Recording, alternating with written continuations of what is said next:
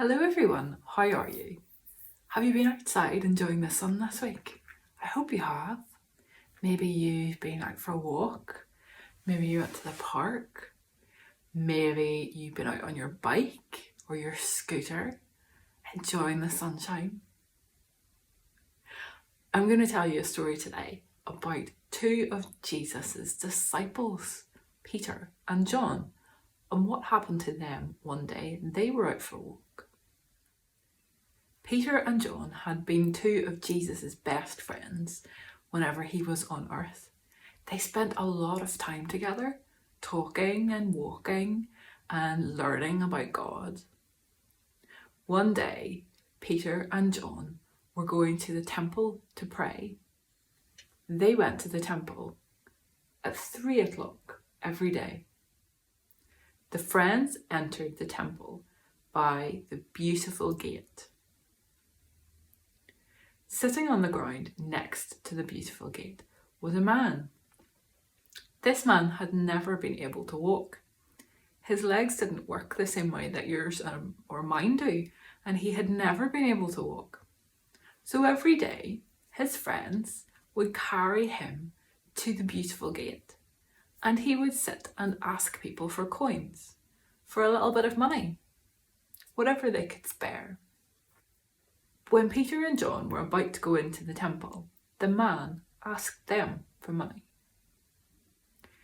Peter said, "Look at me." And the man thought that he was going to get some coins. So he looked up. He saw Peter. Peter said, "I don't have any money to give you, but what I have, I will give to you. In the name of Jesus Christ of Nazareth, get up and walk." Peter took him by the hand and helped him up. Suddenly, strength came to the man's ankles and knees and legs, and he was able to walk. After never being able to walk before, suddenly he was able to walk. The man was so excited. He was overjoyed. He jumped around and praised God and thanked him for this miracle, this wonderful, wonderful thing. He went into the temple with Peter and John, and the people in the temple recognized him. They said, "That's the man who sits at the gate and asks for money. Look at him now. Isn't God amazing?" I'm going to tell you another story now about a giraffe.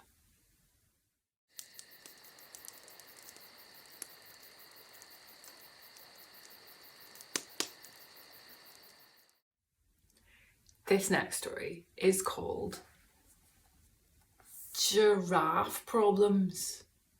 You ever had giraffe problems? I haven't. I feel bad about my neck. I do. I can't help it.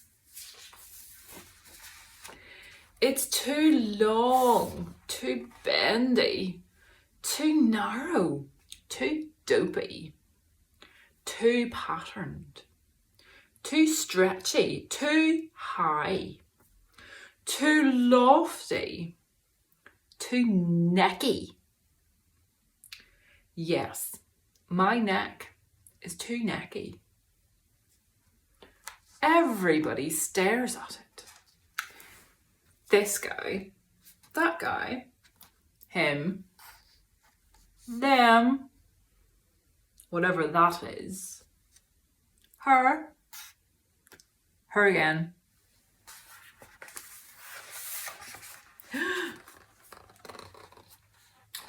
Yep, I feel bad about my neck. I've tried dressing it up. I've added a scarf, 2 scarves, a whole bundle of scarves, a mountain of scarves. I've tried bow ties, regular ties, and both. I've tried hiding it away using shrubs. I've hung out in ditches. I've stood behind trees. I've spent time in the river. Other animals have necks that just work. Take a gander at the zebra's neck. Stripes always look good. So classic. Quit staring at me.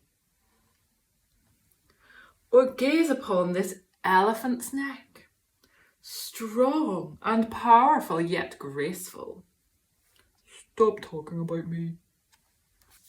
Or glimpse this lion, whose neck is adorned with a glorious mane of flowing locks. What a sight! How inspiring! Why can't I have a neck like that? Are you always this loud? My mum always said I should be proud of my neck. She said other animals would love to have a neck like this. Yeah, right. No offence, Mum, but nobody wants this neck.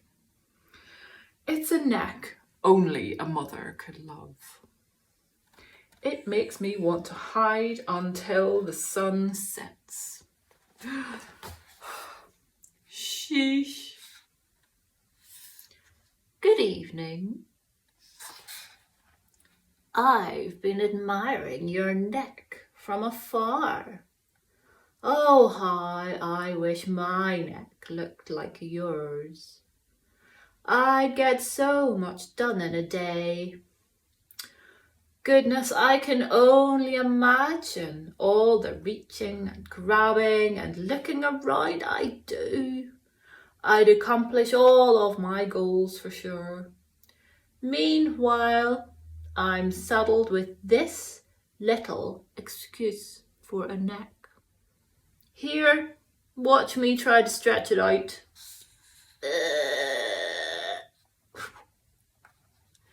See? That's about as far as it goes. Pathetic, right? I'm basically neckless. Sigh. You feel bad about your neck too? Yep. Huh. I'm Cyrus, by the way. I'm Edward. It's lovely to meet you, Cyrus. Can I tell you something else, Edward? Of course, Cyrus. It's making sure nobody else is listening. There is a hill in the distance which you can see from your great vantage. I've stood on that hill for 7 straight days now, staring skyward, watching as a single piece of fruit, a lone banana, slowly changes from green to yellow, ripening.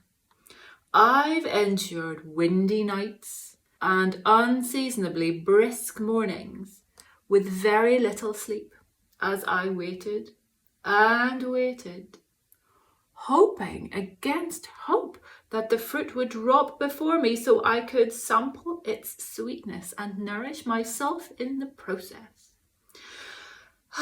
Yet day after day I felt like such a fool as I stretched my neck towards those greedy branches, only to be limited by my own physical shortcomings. You want a banana from a tree? Yes, that's what I said. Oh.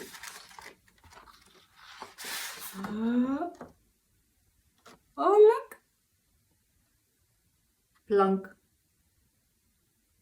He got his banana. Here you go. Oh, you did it. You made it look so easy. Munch, munch, munch, munch, munch. Delectable. So that's what a banana tastes like, It was worth the wait. Edward, face it. Your neck is impressive. It allows you to do amazing things.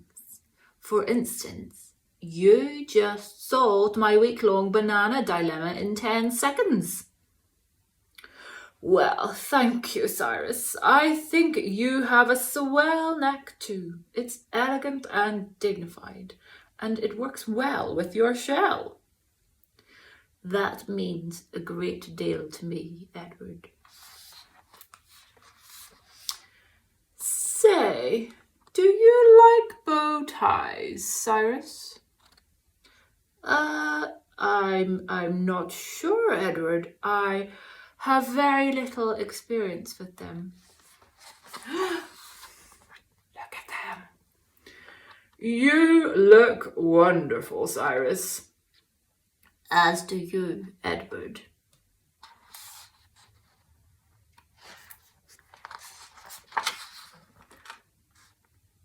I feel good about our necks, Edward. Thank you, Cyrus. For once, so do I. Yes, for once, so do I. I think that's a funny story. I think the voices are funny. I hope you enjoyed it, and we will see you again back here very soon. Bye-bye.